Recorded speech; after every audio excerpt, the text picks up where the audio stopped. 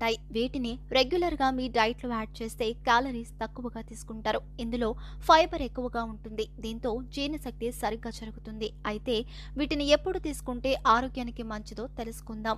మొలకలు ఆరోగ్యానికి మంచివైనప్పటికీ ఏ టైంలో తీసుకోవాలో తెలుసుకోవడం మంచిది. వీటిని బ్రేక్ఫాస్ట్ నుంచి మధ్యాహ్నం టైంలో తీసుకోవడం మంచిది. ఎందుకంటే వీటిని తినడం వల్ల బాడీకి ఎనర్జీ అందుతుంది. రోజంతా మీ పనులని మీరు హ్యాపీగా చేసుకోవచ్చు. నీరసంగా కూడా ఉండదు. కొంతమంది మొలకల్ని రాత్రులు డిన్నర్ టైంలో తీసుకోవాలనుకుంటారు. కానీ ఇది అస్సలు మంచిది కాదు. దీనివల్ల జీర్ణ సమస్యలొస్తాయి. కడుపు ఉబ్బరం, గ్యాస్ పట్టేసినట్లుగా ఉంటుంది. దీంతో మీ నిద్ర డిస్టర్బ్ అవుతుంది.